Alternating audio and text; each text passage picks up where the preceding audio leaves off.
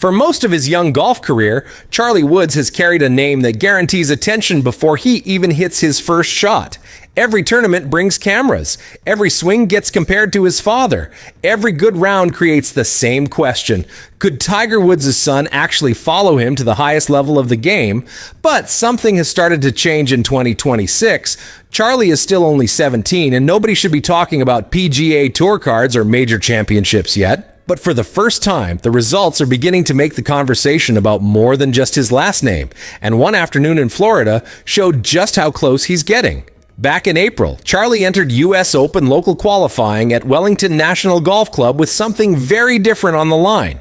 This wasn't a junior event built around players his own age.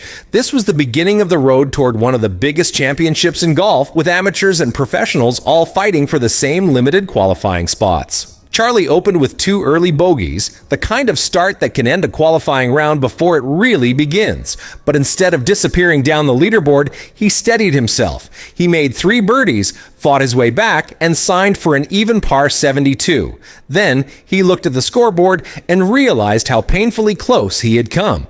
Charlie finished just 1 shot, short of getting into a playoff for the final advancement spots. 1 shot. Reuters described it as his best U.S. Open qualifying attempt yet, and that detail matters because this wasn't another story about Charlie dominating a junior field. He hadn't qualified. There was no trophy and no dramatic celebration waiting at the end. What he had done was prove that against a much deeper field, under real pressure, he could put himself within a single shot of moving on. For Charlie, the result was disappointing, but the message behind it was much bigger. That is what makes his 2026 season interesting.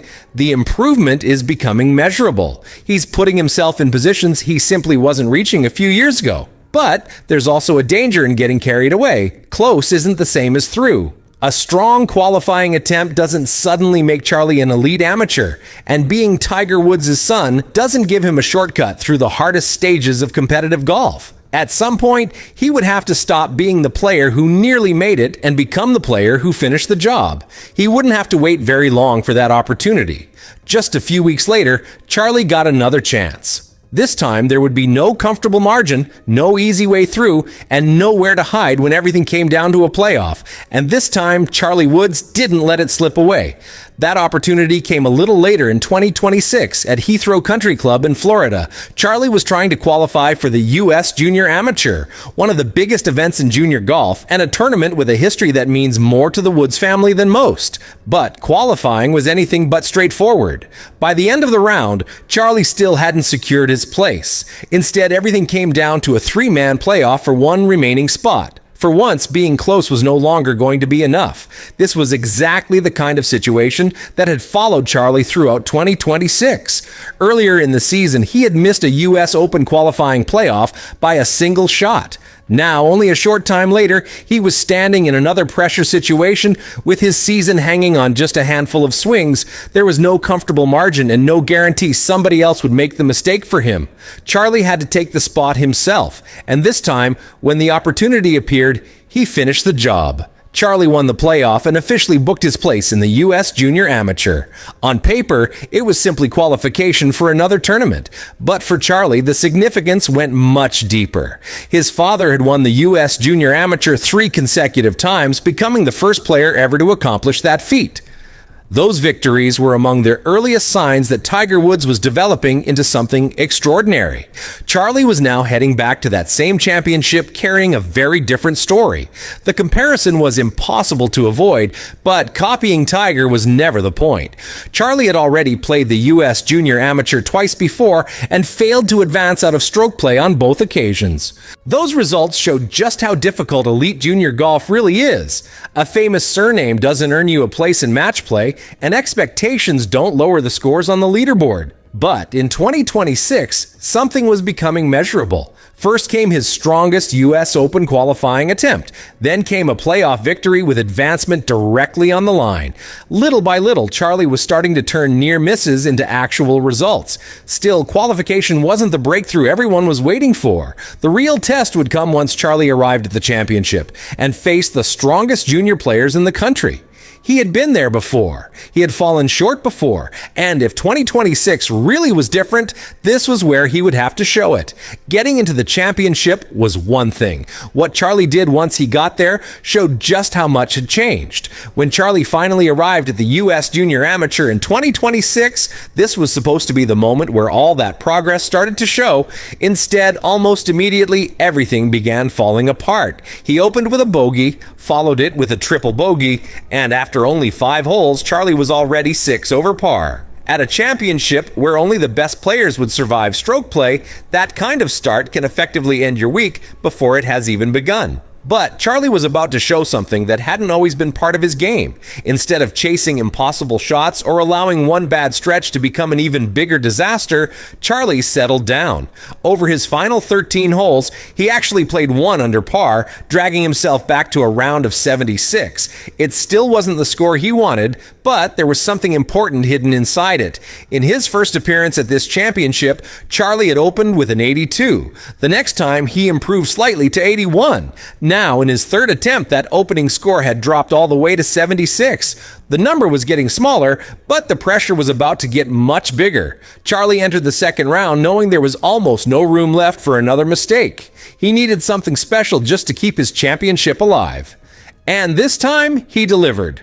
Charlie shot an even par 70, his strongest round yet at the U.S. Junior Amateur. The highlight came at the 332-yard par 4 13th, where he drove the green and converted the opportunity for eagle. One swing had suddenly changed the entire feeling around his round, but the eagle wasn't actually the most impressive part of what Charlie had done. Think about where he had been only a short time earlier. 6 over through 5 holes, staring at what looked like another early exit. From that point forward, Charlie played his next 31 holes in 1 under par. That wasn't one lucky birdie or one spectacular drive. It was nearly 2 full rounds of controlled golf after his tournament had started in the worst possible way. And when the final scores were counted, that fight had given him one more chance. Charlie had climbed all the way back into a 14-player playoff for only 2 remaining places in match play. 2 spots, 14 players, and for the first time in 3 appearances, Charlie Woods was standing right on the edge of advancing to the next stage of the U.S. Junior Amateur. But after everything he had done to get there, his entire championship was now going to come down to one brutal playoff moment. 14 players. 2 places. After everything Charlie had done to fight his way back into the championship, the margin for error had disappeared completely. Players ahead of him were already making birdies, which meant Charlie knew exactly what was required. Playing safe probably wasn't going to be enough. He needed to attack. And on the playoff hole, with his U.S. Junior Amateur run hanging in the balance, Charlie decided to do exactly that. But one unexpected distraction was about to make an already difficult situation even harder. Around Charlie's swing, the sound of a camera or phone suddenly broke through the tension. He was visibly frustrated, but there was no opportunity to reset the entire moment. Charlie still had to play the shot in front of him. Knowing birdie was essentially required, he went aggressively after the par 5 and tried to reach the green in 2. The ball instead found thick rough, leaving him with an extremely difficult recovery.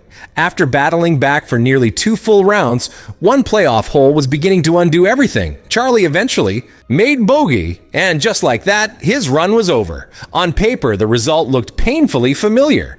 Another U.S. Junior Amateur appearance without reaching match play. But that doesn't tell the full story. In his first appearance, Charlie had opened with an 82. The next time, his scores improved to 80 and 74. This time, he produced rounds of 76 and 70 and came within a playoff of advancing. The ending hurt, but the gap between Charlie and the next level was clearly shrinking, and there wasn't much time to think about it.